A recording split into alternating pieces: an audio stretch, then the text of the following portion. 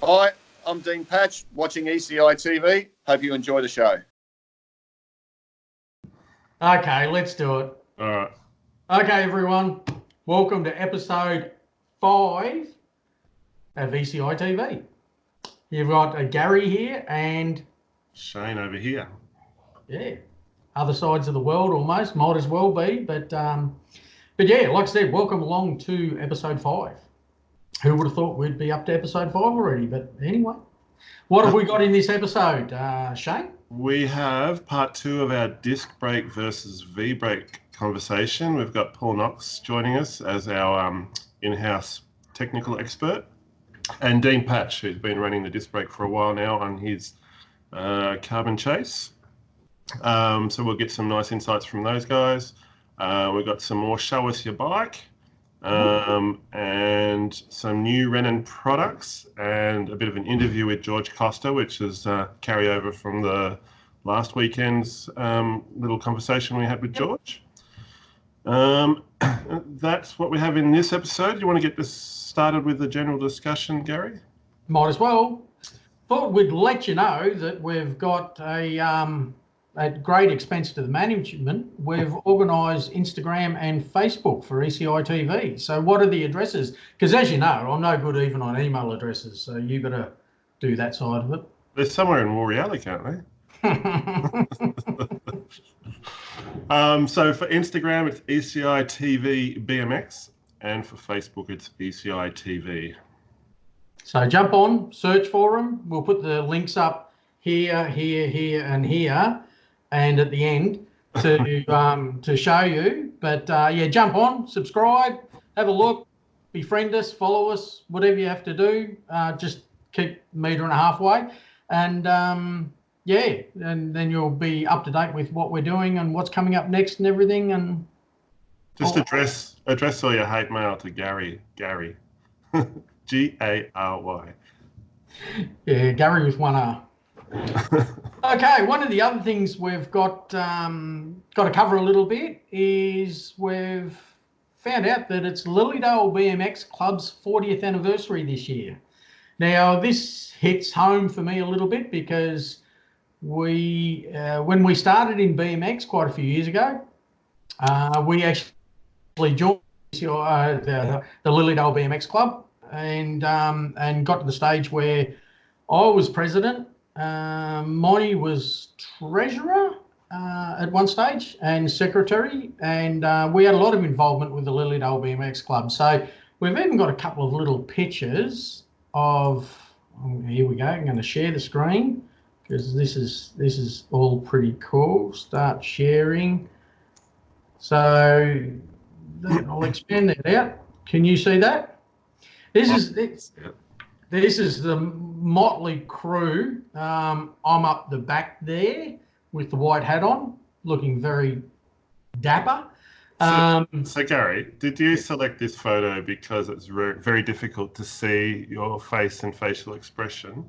I actually darkened it a little bit. That could be anybody. That could be Sean Collins. No, it wouldn't be Sean Collins. Wrong shape. Totally the wrong shape. But what we'll do is I'll lighten up that and see if I can get some names attached to a few of those faces there. But yes, that was the committee back when there was no starting hill. There was still car tyres around the straights, and yeah, it was a great little club for us to start off at. We were also secondary members at Knox BMX Club, but yeah, so that, what other one have I got? Here's one of, I'm pretty sure this was a interclub event with some very bright Lilydale BMX Club tops. Again, we'll go through and name a few people in there, but there's, I can see Dan Tuff, Alicia Pollard, my two kids, Chris Van Winden, there's a handful there, but yeah, they're, that was interclub. And let's see if I can, there was one more picture, and this, we believe, this was just one I grabbed. I think that's Justin Stevens, is that correct? Yeah, that's right. Yeah, launching over at the second straight. in Lilydale. So look, I've got a multitude of photos which we've dragged out. So I'll send a lot of those off to Lilydale BMX Club or put them up on their Facebook page. But yeah, just a shout out to Lilydale because yeah, 40 years hot and strong's pretty cool. They did go through a period where they were looking at amalgamating with Eastfield BMX Club. Now that was in the early 90s, I believe. And that was about the time I was on the committee because I was involved in that. And that was when Eastfield were relocating to Kilsyth from Croydon, and there was talk at amalgamating the two clubs. But fortunately, we kept our separate identity, and yeah, now they're celebrating 40 years this year. I guess you're still sharing the video. Sharing the screen. Yeah. I'm not good at this. Stop sharing. So you shouldn't be sharing. Sharing's caring. Sharing is caring. Yeah. So yeah, so you got a chance to see my Dropbox anyway. I'm sure you can fix that, Shane. It's not like you say your Dropbox to just anybody. No, that's right. Okay, so the now while we're on the club scene, and we also want to have a bit of a shout out to MacArthur BMX Club. Now, Shane and I had the opportunity probably about 2 years ago to head up there on a bit of a road trip, which Shane and I have done many times. This time it was just the two of us, whereas normally it's a few more boys than that. But we shot up to MacArthur for their New South Wales state titles. Had a great weekend and was suitably impressed with the track. And so I was blown away when I heard that they were going to bulldoze it after that event. But now when you see the what they've created there, it's phenomenal. And it slipped by me until I was talking to Sean Dwight again recently, and he mentioned the facility at MacArthur. And so I jumped on their website or their Facebook page anyway, had a look at a few photos, which Shane will put up on the screen. So yeah, check out the MacArthur Pirates because their facilities there are phenomenal. That was a pretty good track to start off with, and I believe the reason why they moved it had something to do with the track was too close to a football ground or something, and it was causing problems. Yep. It's a really nice location. We found some good restaurants nearby there too, Gary. Fantastic. So looking forward to going back there again one day. Yeah, definitely. After seeing the pictures, it's worth making a road trip to go there just to see it because yeah, the local government or whoever's got behind it have thrown millions of dollars at it. So it's a world-class event, world-class facility, definitely. So shout out to MacArthur. Now, with that in mind, any of the other BMX clubs that watch a show, if you do have something coming up or a milestone like a 40th anniversary, or you've got a member that's not well and wants a shout out or anything like that, please hit us up and we'll try and get out there and send Cheerios to people and spread the BMX love. Okay, talking about shout outs to BMX clubs and anyone who's not quite well. A little bit of an update on Kai Sakakabara. Take it away, Shane. I'm going to embarrass myself here. I skim read the article. I think it's basically because at the start it says that there's not much of an update. So Kai has moved on from Canberra up to Sydney, so he's closer to home. Still a long road to recovery, and his parents are very thankful for all the support. They were saying that Kai has gone through his social media and he may actually send messages to people, but might take a while to respond and may not necessarily make much sense to start off with, but he's slowly coming back to himself. But they did say that it's still a good couple of months of recovery. Massive road to recovery. I know I did read the article, didn't skim through it. I actually read it all. But yeah, the fact that he's following social media, so he is checking out Facebook and Instagram and everything like that. He does have trouble replying, but he is attempting to. And so, yeah, the more we can show love and support to him, he is getting those messages directly. So it's good to see that he is able to follow the social media side of things.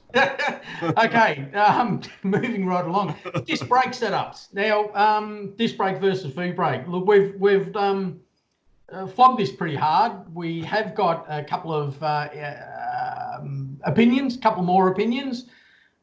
We did show some previously with Bruce and Bill. So we've got Paul Knox and Dean Patch this week, who are going to give their opinions on disc brake, and then we'll probably bury this because I think we've covered it pretty well.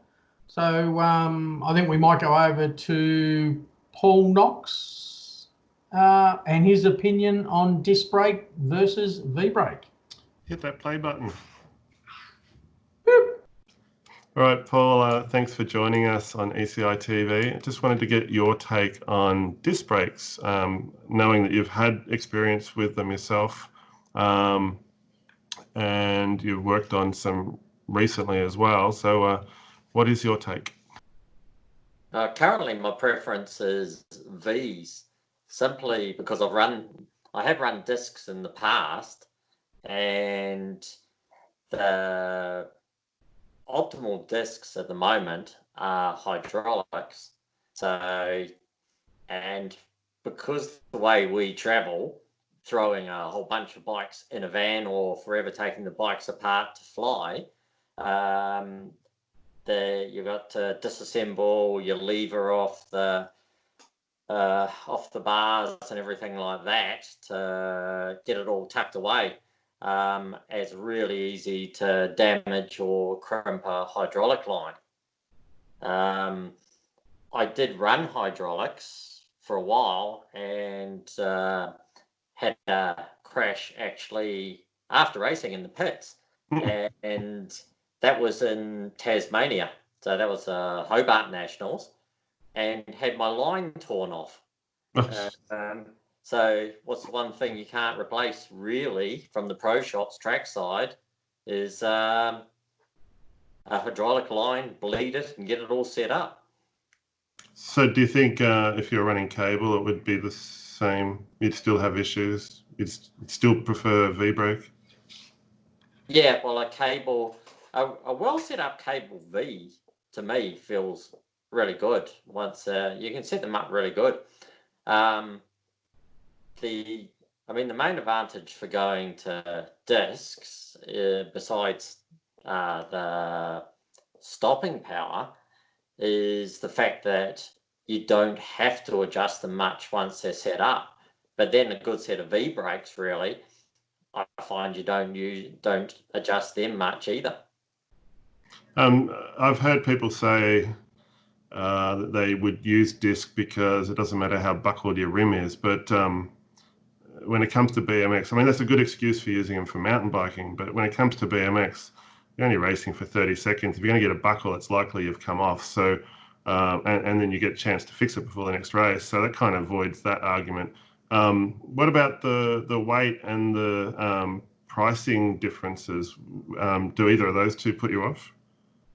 Pricing, not so much, because you can actually get a pretty good set of disc brakes, as in the caliper, the hose, and the lever for the same price, if not a little bit cheaper than a decent set of V's. It's weight-wise, your main advantage of going to a disc brake is that you can reduce rotating weight by going to a lighter rim. But if you go too light a rim, then you've got a bigger chance of actually wrecking the rim. And BMXers being BMXers anyway, most of the time, once they've thrown a lightweight rim on, they go and wreck any advantage they did have by throwing a $5 tube in there. Weighs twice what a nice lightweight one was. So there's a bit of talk in using a disc brake on a BMX bike with a smaller rim. Would you go and retrofit a standard BMX frame with a disc brake, knowing that there's potential issues with dropouts and that sort of thing? Well, when I first ran a disc, it was when the first time discs had big, which was about 99, 2000. I had the Atom Lab kit. It was about the same time the Norco came out with the Medill frame with a dedicated disc on it and that. And the issue that I had was the brake mount itself slotting into the dropout, separating the dropout. And modern dropouts are a lot beefier and quite often on a good aluminium frame are a nice CNC'd, but I have worked on some recently that have had exactly the same issue with them separating. And one of the big reasons that I can see behind it is that a lot of the modern discs are actually so powerful, especially if you go the 4-pot designs, some of the more expensive stuff. When you try and feather it, because the rotating size of the wheel's small, and when you hit it, they tend to actually lock slightly, and that gives a hammer effect. And having a single 10mm bolt or two 10mm bolts, as the dropout rocks a bit, as the adapter rocks a bit under load, it still hammers away at the dropout and has the effect of separating it. If you're going to go an adapter, you're probably better off running just a single piston brake. It doesn't lock up quite as much and give you a little bit more feathering on the brake, which is probably a better advantage anyway. All right. I think that's all we got for you today. Thanks very much for your insights, and we'll talk to you soon. No problem. See ya. See ya. Okay, well, that was a bit of an insight from Paul. I appreciate Paul taking his time to jump on for us as well. Paul was a little bit nervous. But he's a trooper, and he's got so much information that we're going to make him feel comfortable, because we do want him on Skype and on our show a lot more. So yeah, great job there, Paul, and thanks for your insight. The other one we took the time, or who took the time to have a chat to us, was Dean Patch. He's a good one because he went from V-brakes to disc brake, and I think I've covered this once before. So we'll have a quick insight into Dean's opinion of disc brakes. Okay, we've got Dean Patch here, having a quick chat about the disc brake fiasco. So thanks for joining us for a little while, Dean. No worries at all. Thanks for having me back again. That's okay. It's yeah, we had a lot of response from your last interview, and it was really good. The viewers loved it. And what we're going to do now is just have a quick chat to you about disc brakes, because obviously you're running a disc brake on your Chase ACT1 carbon frame. You previously had V-brakes. Yep. And found a few issues with the V-brakes. So just tell us about that. Yeah, I guess for me, I'm I don't know, I like to think I'm a bit of a perfectionist, and everything's got to feel right. Everything's got to be right on the bike. It's got to be clean, and I could never get the brakes to feel as good as I wanted them to, the V-brakes, and, they were always a little bit grindy. You could adjust them, you could get them right for a certain period of time, and then they'd slowly deteriorate, if that's probably the right word, and then you'd be adjusting them again and so forth. And not only that, at the time I was running, I still am running the Alienation rims, and I think I had the Malice and the Mischief, which is correct. Yep. And it's, to me, I want everything to be 100%, and could just never get that feel right. And once you got a bit of dirt under them, or there was a little bit of wear in there, you found it was just constant maintenance, and hit the roads with a wet rim, the brakes wouldn't work properly and so forth. So it's like, I know disc brakes were around years and years ago, and it probably didn't really work. But again, and I think I said in the first interview with Shane, I'm all for progression. You know, I watched your call with Bill Ryan and Bruce and they they give their opinions on it, which there's some valid points there from both sides of things. I'm probably going to lean towards the Bruce side, and I know that one of the things was they're really designed for road bikes and mountain bikes that are doing a lot greater speeds, but why can't we bring that progression into BMX? It really should be there. That's I think that's what makes this subject so interesting, is the fact that there is such a diverse argument for and against. Yep. And what that does, it just creates a lot of banter and a lot of talk about the issue, which is good. And at the end of the day, it's probably, I'd liken it to Holden Ford, which you'd understand that you're either a passion, you've either got a passion for one or the other. Yep. And the argument will never be settled, but it's good just to have a bit of insight from different people. So, So do you find that have you changed your disc caliper pads at all, or are you still running just the standard Shimano ones that you got? No, still running the standard Shimano ones that I've got. I've got another set there now, and I thought they needed to be changed a little while ago. And when I actually pulled the rear wheel out to have a look and went, oh, hang on, no, they still got a bit of meat in there. So I left them, and they've been on there now for, probably about 12 months. Yeah. And no issues whatsoever. Which would be the equivalent riding for someone that's probably had them on for 5 years. Yeah, probably. Because the amount. I do a fair bit of riding, and I know over winter last year, I was doing a lot of hill stuff with a couple of the kids I coach, and we're just preparing them for the World Championships. And we were riding up this big hill and sprinting down, by the time I was getting to the bottom, that disc was red hot, and you can see the discoloration in it now. So, it's had a fair bit of work, but, no issues whatsoever. Geez, with V brakes under those circumstances, you probably would have found that you would have either gone through a set of brake pads or started to wear through the rim. Right. That sort of heat and that sort of training. So that's a big advantage for the disc brakes. And another one that you touched on a moment ago were the rims. Obviously, the Alienation front rim, which is a super light rim, even lighter than carbon, it gives you the opportunity then to run them front and rear, which lightens up your bike even more. So that's something people need to take into account. And also aesthetically, which I know you're into, it doesn't give you those wear marks on the rim. So it does. I was going to mention that, but I thought I might think I'm a little bit too anal, But you're right. One of the first things, and I remember when you suggested, that you had the 11 disc coming in was, hey, we can go to matching rims, and they are the lighter rims. And I know you and I have done some comparisons and some weight comparisons there. And, what you may lose,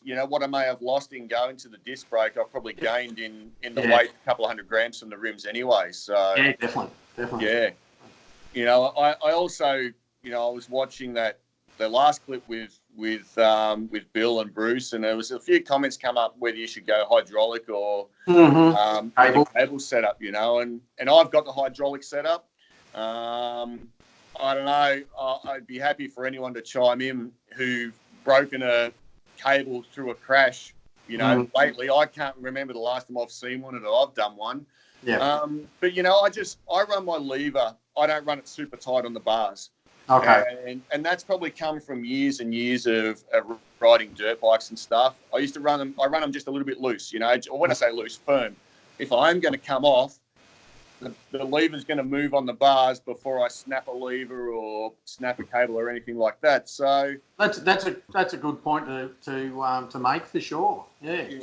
Yeah. So normally think about that. Yeah, to reduce the risk of the hydraulic cable breaking on the actual lever end, to run it slightly loose so it will rotate in a crash. Yeah. Like it's not easy to move it, but if you do come off in a crash, it's just gonna roll under the bar a little bit. It's nothing. And to me, I like the feel of the hydraulics. I've got them on the mountain bike and had them other bikes in the past. It's just, to me, it's a smoother feel. And every time I go coaching with a lot of the young kids, the first thing they do is get on the bike and feel the brakes, and then they can take on the feel theirs, and I can guarantee mine every time is a lot better. Okay, well, look, we might even leave it there, Dean, because, like I said, I just wanted to have a quick chat about it, so we don't take up too much of the show with going over the ground of the disc brake side of things. But it's fantastic to have that input and a quick chat to you about it. Yeah, no worries. I think for me, it's great to be on here, and I'd choose disc brakes, every time. Like I say, I'm all for progression, and it's just part of it, and as you can see, I'm probably one of the lucky ones that I'm at work at the moment, lucky or unlucky, whichever way you want to look at it. But look, the bike's still getting the work out, and I'm running the Shimano XT lever and caliper, and and the 11 disc, and it's great, really. And it looks good. Chase have got a really cool setup.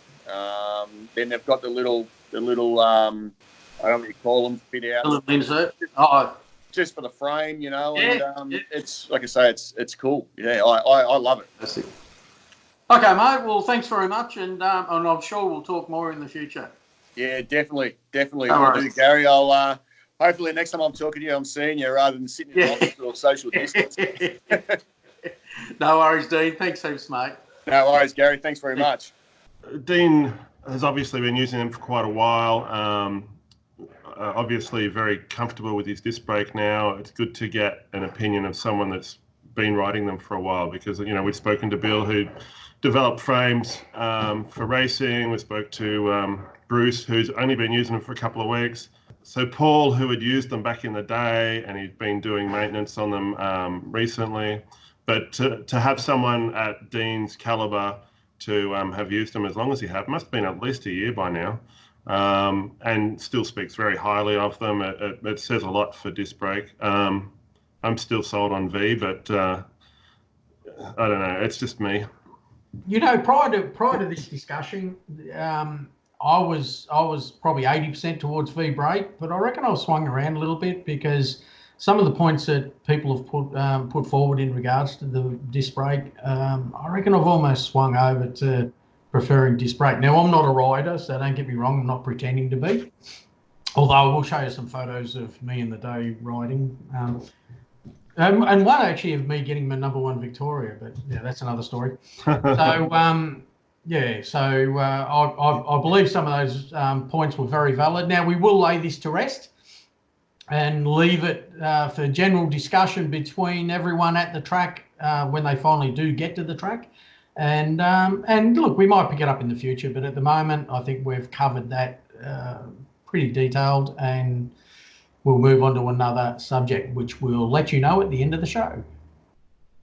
All right, so on to Show Us Your Bike. Been hanging out for this all week, Gary. Yeah, I know. It's great. That's just a great opportunity to get things up now. Here we go. I'm going to share the screen. I'm going to open up the folder. I'm going to... look at this. I've got it all dialed. I am so tech savvy these days. I've been hanging around you way too long. Okay, now we should have a picture of a bike. Oh, okay. Do you want to start off with this one? It's a Chase. Oh, why not? Why not? Now, let's see. I've got to find it. Lockie Hines. So this is Lockie Hines's bike. Now, before we go into the bike too much, what we will let you know is that Lockie captures a lot of the Victorian pro races and posts them on Facebook or YouTube. YouTube. It's not just the pro races. He does pretty much every class. Oh, okay. Yeah. So that's great. It takes a lot of time and everything. But so if you want to follow Lockie on YouTube, I'm not even too sure what his handle is. Do you know? No, we'll find it. And We'll put it up at the end of the show. But yeah, he does the races in Victoria and posts them up on YouTube. So this is a pretty cool looking custom bike. It's a Chase ACT1 carbon frame. Now he's done something that I don't think anyone else would have the guts to do. And that is he's stripped and repainted the frame. Let's see what he says here. This is my son Lockie's bike. It was a look at this. I've got only half the screen here. It was a difficult decision to custom paint one of these frames, as I can imagine. I mean, they're expensive, they're fantastic, but they are expensive. But they're very happy with the end product. So it is a Carbon Chase ACT1 frame, matte black paint with custom carbon decals. Now, this is one of the features that I really do like. Love, look, either matte black with gloss black stickers or vice versa. I just love that real stealth look of a gloss black bike and matte black stickers, or the other way around. It really does come up treat. So I love the look of this. Fluoro Onyx hubs, Tempo matte black carbon rims, box crank, Shimano DX pedals, Ciari chainring, Ciari stem, Ciari carbon forks, 5 components head, stay strong bars, blocks, planet team number plate, ODI Vans grips, and a box brake lever. Now, it would be hard to get anything that looks as trick as this. I'd imagine it'll weigh next to nothing as well, but yeah, it's a beautiful bike. And look, well displayed as well. Running Tioga tyres. Probably not much else we could cover on that. Just love the look of it. It's a shame the number plate rule, because it'll look better with an orange on that plate, or maybe even white or black as a background. I always, you know, the yellow makes it very difficult to match everything up perfectly, but I reckon that the Heinzes would have done a good job of this one. I reckon the only other thing would be I'd be looking at getting some stickers to cover the forks, the white on the forks. Oh yeah. I think that if that was matte black or gloss black stickers over that, that would stealth it out completely. But they sort of stand out a little bit because there's not much else white on it, apart from the box logo on the cranks. But yeah, lovely rig. Lovely rig. I think there was another image of it looking down. Don't know why. Maybe just to show off the hubs a little bit more. But It yeah, shows off the decal on that. It does. You're right. Yeah, that looks trick. Great job, Lockie. Okay, you can run this one. I can run this one. All right. So this is Mario Lancoiti, which I think is actually, he refers to himself as Mars Yaka. I'm pretty sure I've seen this bike before at Park Orchards a few times and spoke to Mars. So he writes in, just thought I'd show off my ride. It's a Stats frame. So it's got Ride Misc rims. I think they're the carbon ones. Onyx hubs with a disc. So here's the first disc, I think, since episode 1, Gary. It is too. Yeah. So it's got the SLX lever and the XT brake caliper, box cranks and forks, Mitchram chainring, and Division 9-inch bars. So it's a bit of a throwback in the way that it's sort of black with polish, but still very modern. I presume the reason he's taking the photo on this side is to show off the disc brakes. Normally, I'd like to see the other side of the bike so we could see the chainring and cranks and spider. But you've got a couple of other photos there, don't you? Yeah, maybe that's where we should go. No, that's also this side. There you go. That is. It's just a little bit fuzzy. Yeah. He did just send the one sort of high res picture in. The others are a little bit low grain, but so we'll stick with the high res one. The other thing that sort of stands out to me is the height of the handlebars. Yeah. Massive. He's got quite a rise of spaces under the stem too. It's run fairly high on the fork, but it also looks like probably like a 10-inch bar or something. I'm not sure. It's a 9-inch rise bar. It is a 9-inch rise bar. Okay, it looks massive. So, but yeah, nice rig. Well done. From memory, Mars is quite tall, so it's explainable. It does say way too fast for this old timer, but it's a great bike to ride. Anyway, photo of the bike speaks for itself. I'll go along with Mars there. I reckon the bike looks great. I have a thing for chrome and polish, so this one warms my inner cockles. Happiness is having your cockles warmed. Okay, So this is a Supercross, but I'll let you talk about Sean's Supercross. Sean Dozer Collins. So we've only got, there you go, because we've only got the front part of the bike on there. I suppose, would you take a photo of the front of the bike like that to show off the stem? Yeah, especially when you got the pad on to keep the Yeah. stem. Yeah.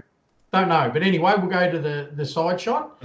And Sean Dozer Collins writes, wanted to enter my SX 450Z, and he couldn't, so he thought he'd just put it on the show. Gen 2 20-inch race bike.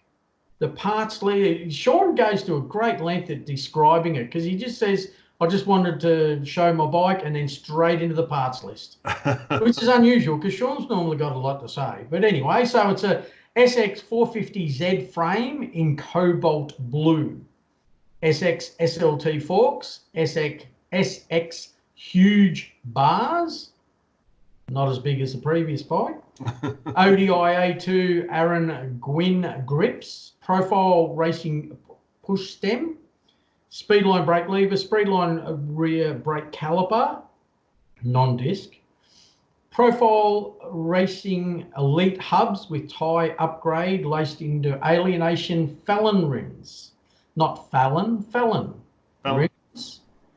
Profile column cranks with tie axle and spindle and spline drive spider.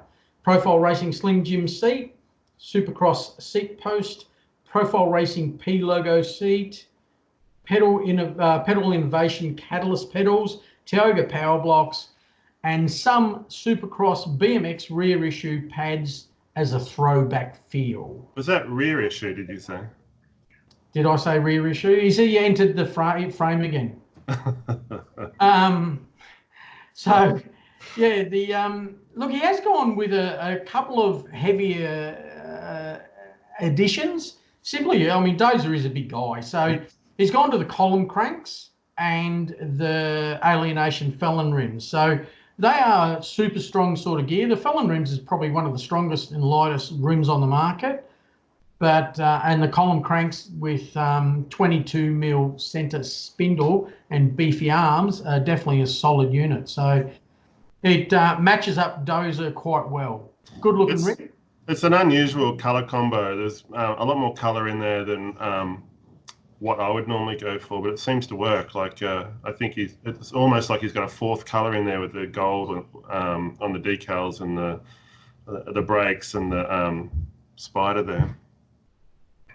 It is well colour matched, even with the blue ODI valve caps and blue nipples. Mm-hmm. You know, there's a lot of attention to detail. So good. And good position too. I noticed it's in front of a speed sign, so I hope he wasn't breaking any speed limits. Oh, that's for his sprint, so he doesn't get too carried away. Oh, okay. Oh, we got a rear image. Okay, this is Timmy Austin's, isn't it? Timmy Austin, yeah. So this is another Supercross. It's a Bolt LT frame, which is a few years older than what we saw with Sean's. So he runs the Supercross SLT forks. He's got the Speedline headset stem, brake lever, brake cable, Supercross Foxio bars. He's got ODI Vans grips, which he says are the best around. Seat and seat posts are Supercross as well. He's got alienation Malice and Mischief rim combo on Profile Elite hubs. He's got the Profile Elite cranks and sprocket, and looks like he's custom painted his Elite sprocket there. Normally they're nickel, but somehow he's got a black one. Yeah, first I've seen that. And he's also running the Pedaling Innovations Catalyst pedals. Yep. Now, I think he's had this custom painted recently, and it's mostly matte black, and he's got a few gloss black parts on it. So Timmy had a big accident about 2 years ago. I think he was preparing for the national championships in Shepparton, and went over the handlebars and blew his wrists out, so broke both wrists, I think, or it might be an arm and a wrist. And it's been a long road to recovery for him. So he calls himself retired or semi-retired. I think every time he tries to jump back on the bike now, he manages to hurt himself one way or another.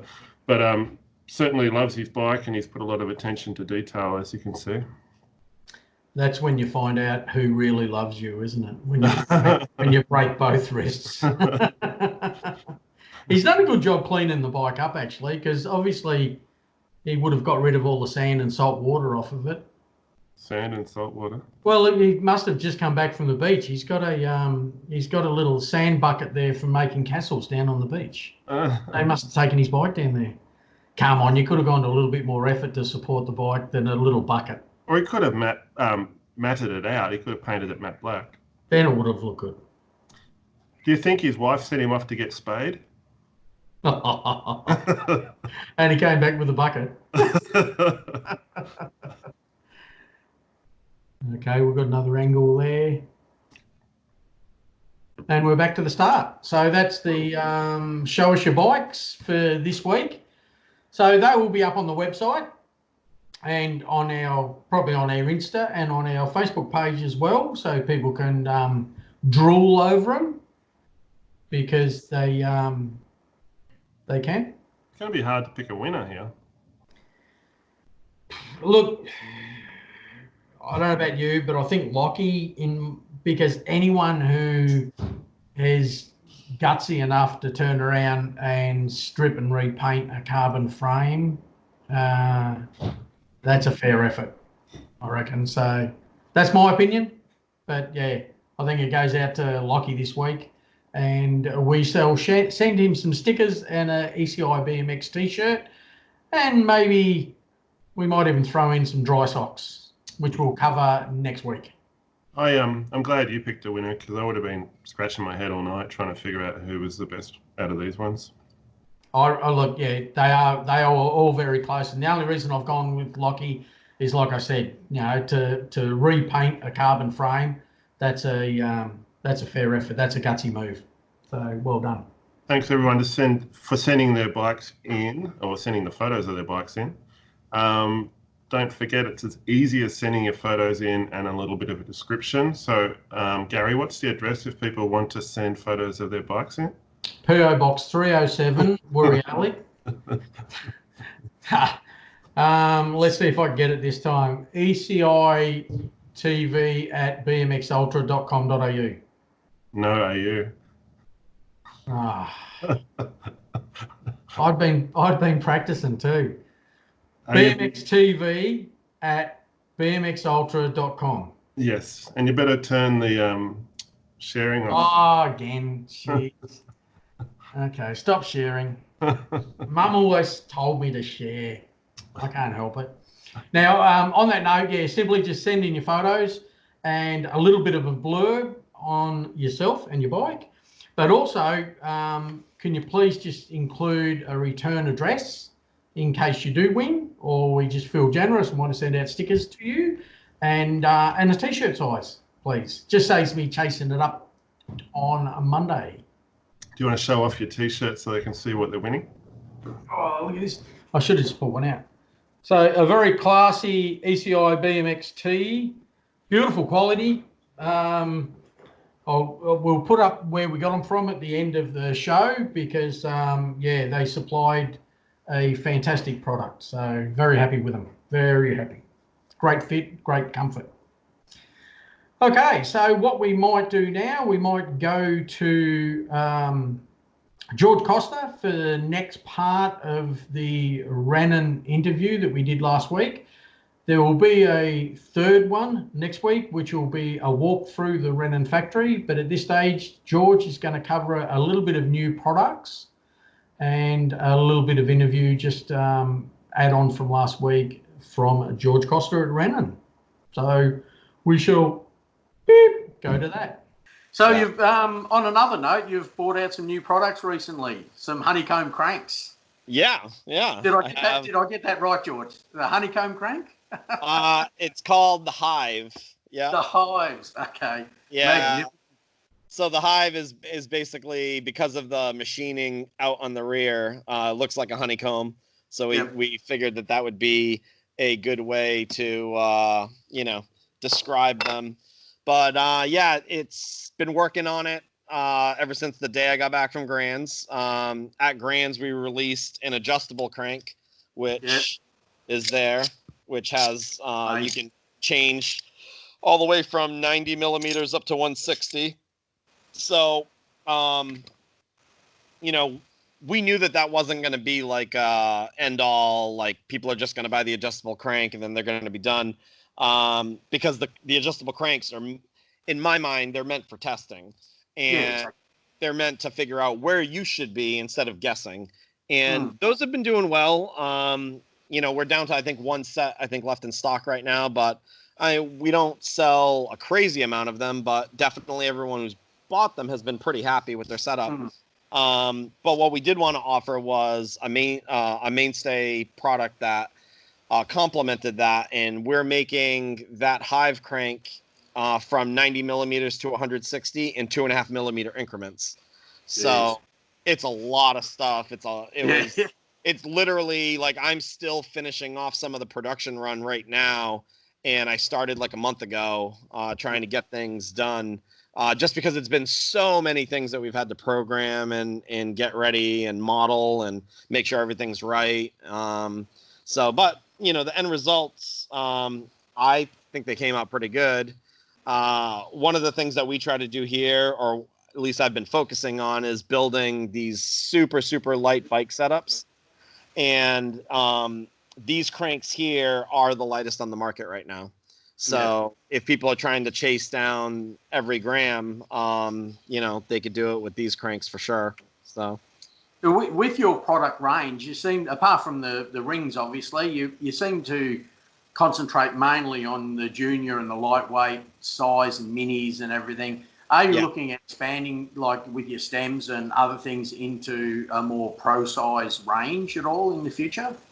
Possibly, but you know, I did something a few years ago that kind of guided my decision on, you know, the path that I was going. Well, it was two things really. Having my son, you know, I just started like making the super light stuff. super, super light stuff. Like I still have his original bike. So this was the original bike that we had set up for him. And, so just so that the audience in Australia sees this and realizes I'm not lying, you know, we're gonna post a weight here. So let me get it in kilograms for you guys. So this is coming up. I don't know if you could see it.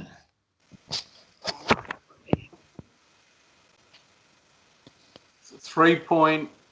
3.1 kilograms. So this thing is extremely, extremely light, but it's tough. It's tough to get a bike that light. Yeah, definitely. We have been making a lot of things to enable people to get the bike that light a lot easier than when I first started. So that bike, when I first started, was just under, well, I think the lowest I ever got it to was like 7 pounds, 3 ounces or so. And now that's in like the six pound range, like closer to 7 pounds, but it's light, super light.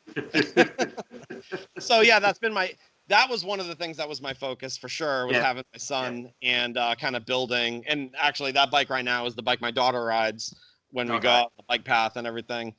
But one of the other things that kind of guided my decision on what should Renan really focus on is a few years ago, we have the Rock Race in the United States, the Race of Champions, that happens on Friday night at the Grands. And it's a huge race, you know, massive, 500-600 motos all run in one day. You know, that's a testament to USA BMX, how fast they can run an event. And from me being a team manager, we had a lot of meetings with USA BMX about how could we make the team series better. And I came up with the idea to ask them to include the Rock as a last chance qualifier for teams, because I have my entire team at Grands. And prior to, I think it was 3 years ago now when they did that, So prior to them adding it in as a last chance team qualifier, I had no reason to register anybody for Rock. And some of my riders would get really mad at me. And they're like, why, Rock is a championship. And, but I'm like, but it doesn't give us team points. So I don't really care. Like, I don't have that money in the budget. I don't have $1,500 to blow on registration right now. So we're not doing it. But when they made it something that you could get scores for, bet your ass I got everybody there. And the entire team was qualified. But when they did that, they changed some of the qualifications to get into Rock, because they didn't want, it used to be that you could get in pretty easily, but then they changed things to where you had to be top 10 in your state, and you had to have raced, I think it was something like 8 or 10 times throughout the year. So, and those were fair qualifications, because they just don't want anybody going in. And so we went through the process of qualifying all of our riders. USA BMX releases a list of everyone who's qualified, and I love data. So I took the list and I broke it down in Excel, and I broke it down by age and gender all the way across everyone who qualified for Rock. And I graphed it. And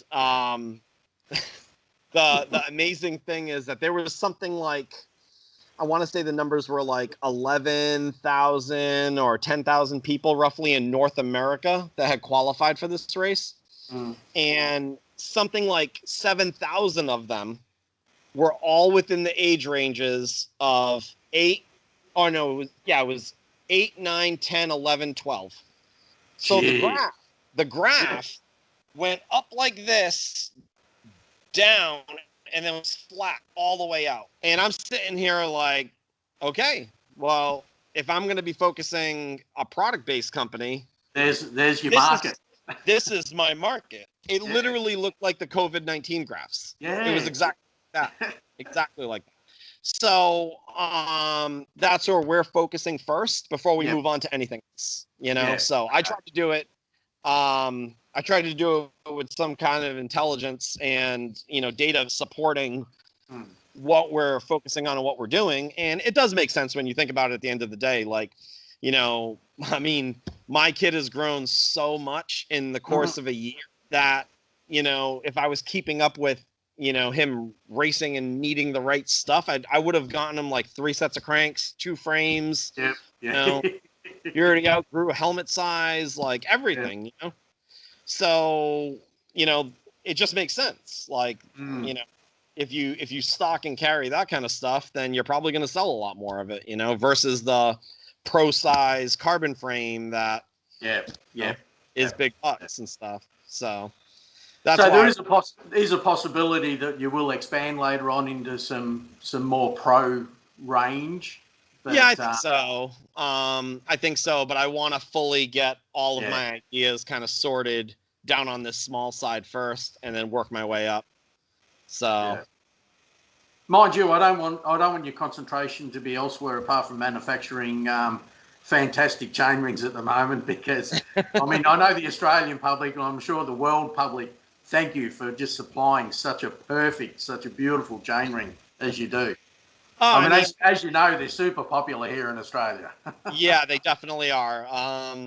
We're most popular sales-wise here in the United States, but Australia is number 2, and really is because of you guys, because we had some other distributors in the past, and I don't know if it was just, it's a commitment, to carry our line, because we have so much stuff.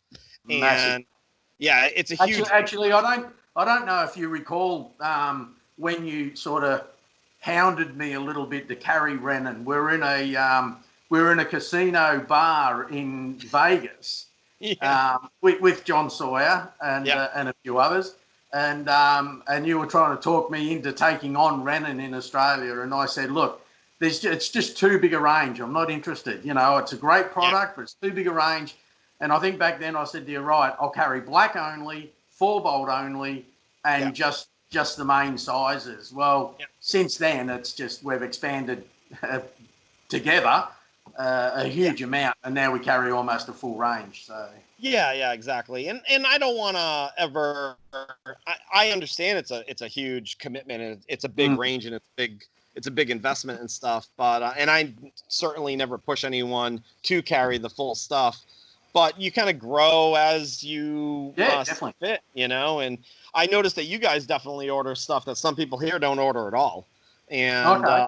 yeah, it's just there's definitely in different places of the world there's different things that's popular. So, but we make it all. So Yeah, so it's I mean the easy part about selling Wren and chain rings here is in Australia is the fact that you supply such a quality product that it just makes it easy to sell. So it's as long as you got the inventory, which we tend to carry, it's a no-brainer. People just love them. So thank you so much, George Costa, for supplying something that's so easy for us to sell. No worries. I mean, it's great. It's great to see. It's great to see the product all over the world, but it's also been good to see certain places like really embrace it. Like Australia definitely has embraced the brand fully, so it's pretty great.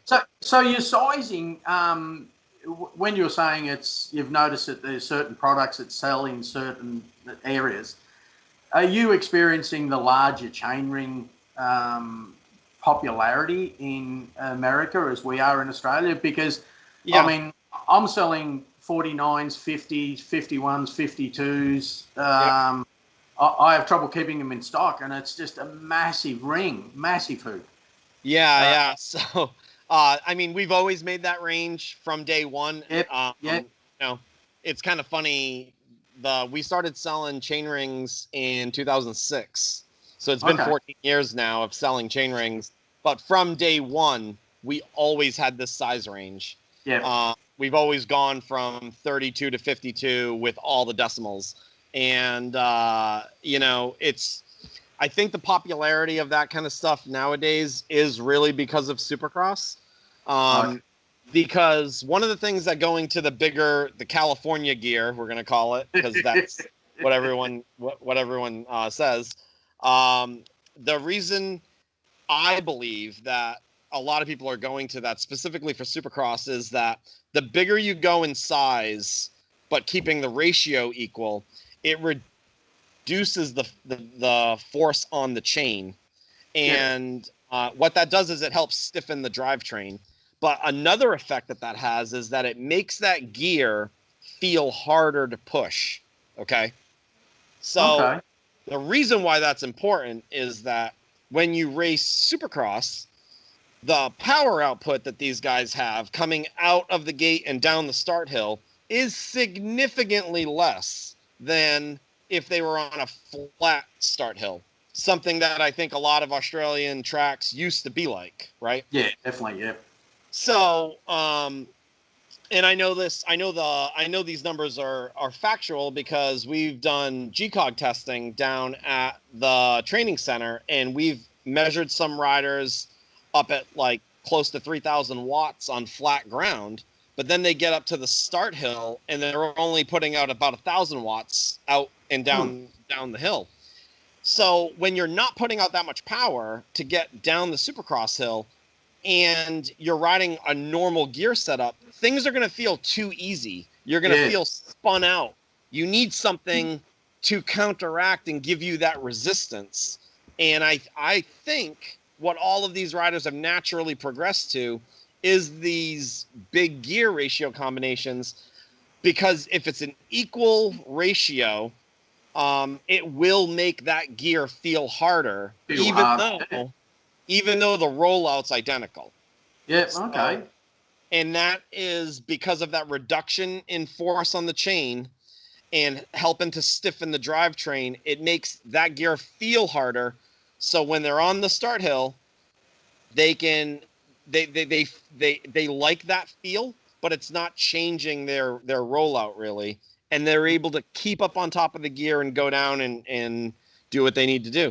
But I almost feel like if that kind of racing didn't exist, people would gravitate back a little bit, because it does feel hard to pedal on like a flat track. So we're not going to see the range expanded to 53s or 54s or something in the future? Well, my machines are. I'm almost at the limit of making something that big, but there is. Funny you say that because in kind of making the website and making these options available, you can run into situations, and I have the situation on the website where you could select 52, and then you can go select 0.9. Ah, of course. Right? Yeah. So we've actually had a customer in Sweden that almost routinely orders every single year a 52.9 and gets it from us. And when the first order came through, I was like, damn it. Like, it's one of Can the these like machine handle weird, it? it's like one of these weird scenarios because of how I sell things on the website, but I had to go program it. I'm like, well, the guy wants it, so I'm going to make it for him. So it's you know, George, on my next order, I'm gonna order a 52.9, don't you? That's okay because we have the program for it. So. just so I can say I've got one here in Australia. even if it's funny because I've been selling gears for 14 years now, and we have, I think at the last count, if you look at the ranges of everything that we sell, we have close to like 600 different types of gears that could be purchased, and that's just one color. But we still, every month or so, somebody will place an order, and it's something that I don't have a program written for. So it's like the first time that size is being purchased in 14 years. But then we make the program's done, and then if any other orders come through, it's available and it's ready to go. So that's a perfect example of the massive range. For, after 14 years, people can still order something you haven't manufactured yet. That's amazing. Yeah, absolutely. Yeah. But I mean, it's not that bad. It's not as daunting because we do make everything ourselves. We're not tied to the same constraints as another manufacturer is that has to order 100 or 200 of every size. That because nobody would try copying this business if they had to do that, But because we, I mean, on a daily basis, we could run 50 different gear sizes through our machine.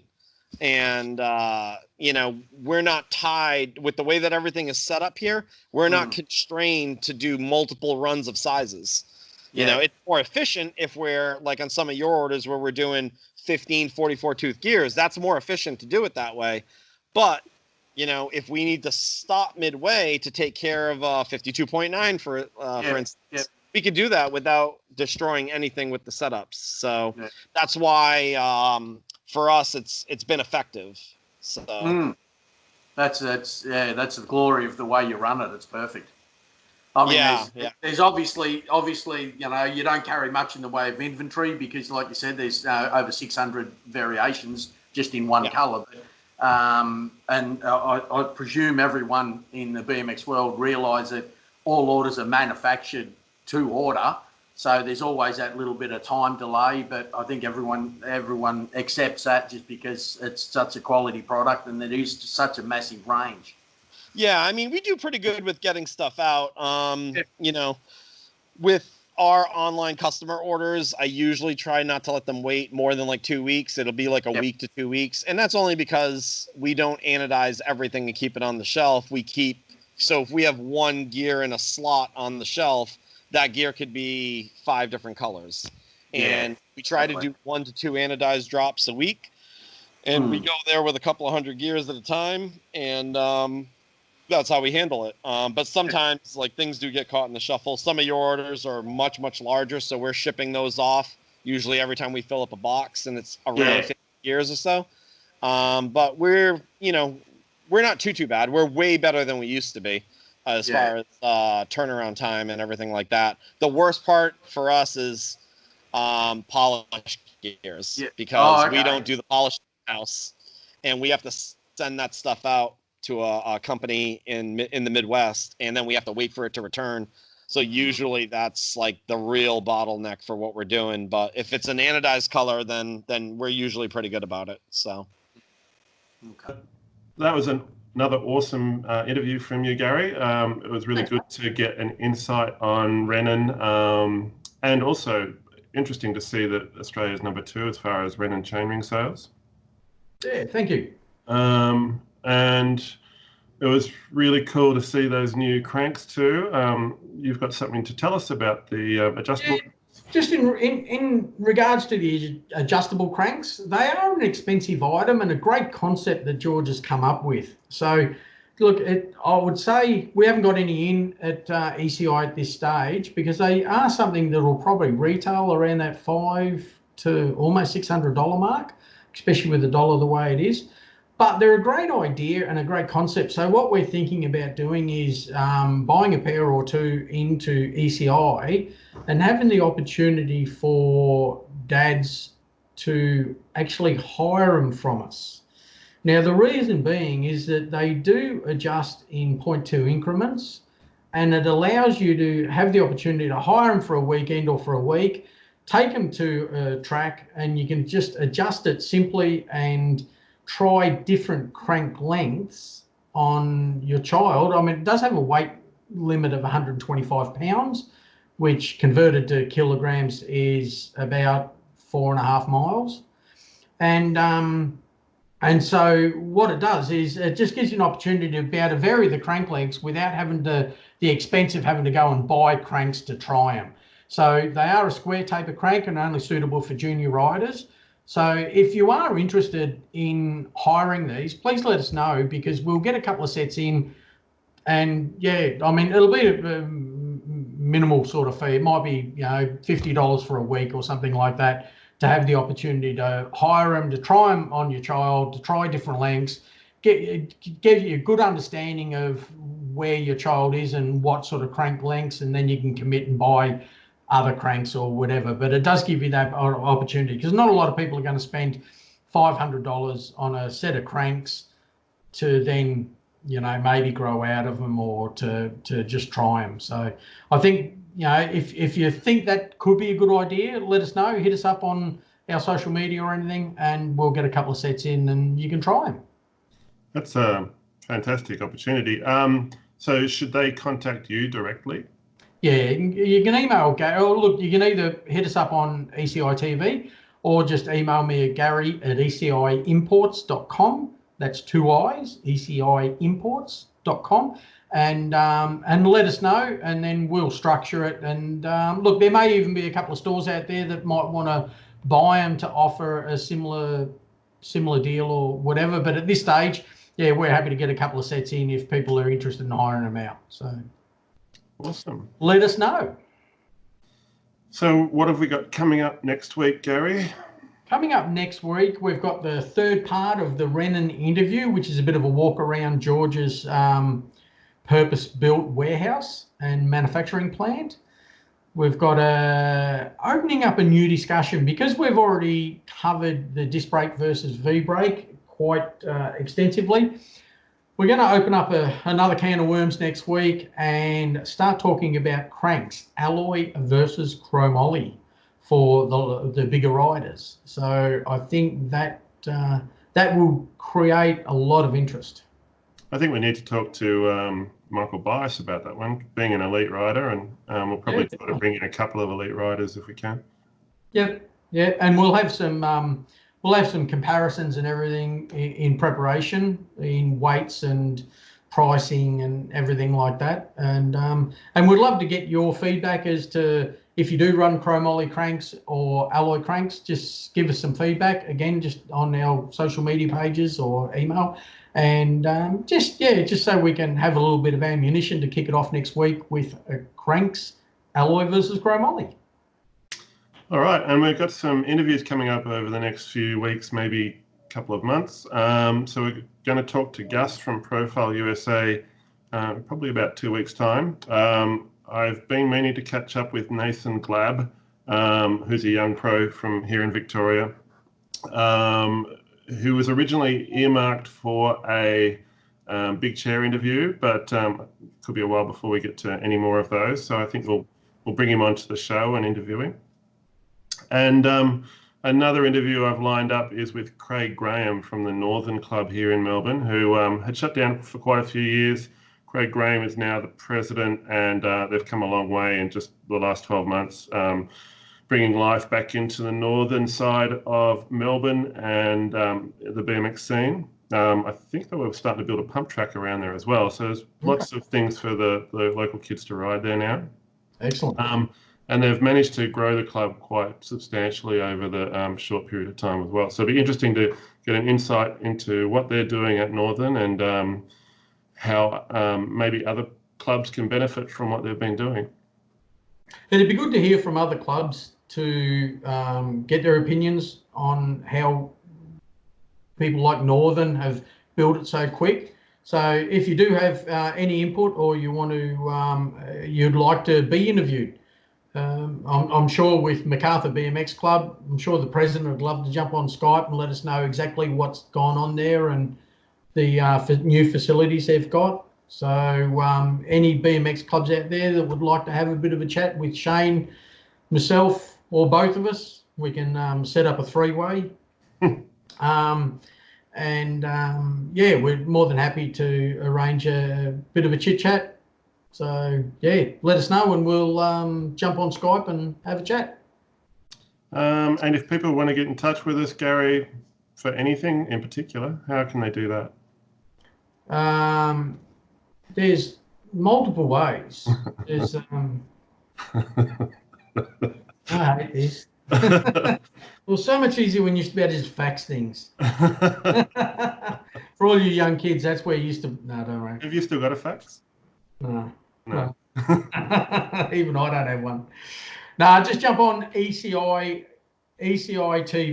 at bmxultra.com or jump on our Instagram, which is ECI TV BMX, or our Facebook page, which is ECI TV, or our website, which is ecitv.com.au. So a multitude of ways. There's no reason you can't get in contact with us unless you just don't know the address like me. Well, that's probably about it for this week. Hopefully everyone's enjoyed it. We purposely didn't cover anything on COVID-19 because I think everyone's a bit over it. So let's move on, onward and upward with a few more interviews, a few more chit chats, a few more show us your bikes, and look forward to when racing resumes so we can cover some races. Yeah, looking forward to the next episode and catching up again next week, Gary. As always. And how do you like my colour? You look like you've been I've got a new camera. It looks like I've been in a sun lounge. Not that I'd use a sun lounge. It does look like I've been in the sun lounge. You haven't been to the Woori nudist colony, have you? No, they've banned me. Okay, everyone. Bye. See you till next week. Bye. Stay safe. Is that okay? It's about as good as it's going to get. Well, you mean you can't improve on perfection, is that what you're saying? That's what I was saying, yeah. That's what you meant. You've started recording, have you? Yeah, I was trying to catch some of the footage of you tampering with your camera without you noticing.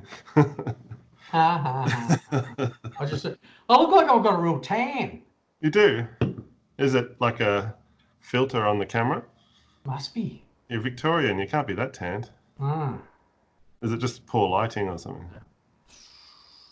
Ooh. Can you do a reverse of that so it's crisp? It's the negative side of it now. Me. You're good. I think the camera's frozen. Oh no, you're just not saying anything. That's just me. That's frozen. Club. We've got T-shirts left over that we need to sell. Hello, Ripley. Oh, okay. I thought Ripley was going to come in wearing one. No. What are you doing? Ripley. Have you had a power outage up in in King Lake? I got a daughter. That's run into a power pole. Incident with a possum earlier today. It was injured, I think, possibly from a cat attack. So I thought, a poor little thing, I'll give it an apple. So I took an apple out to it. The minute it saw me getting close, it bolted, and because it was injured, it must have forgot about its back leg. So it ran for a tree, grabbed onto the tree, and just fell backwards onto the ground. You know why? Because it probably supported Samsung. Samsung? Well, I didn't like Apple. I should have left that for the dad joke. Sorry for that. There's one for you, Sean.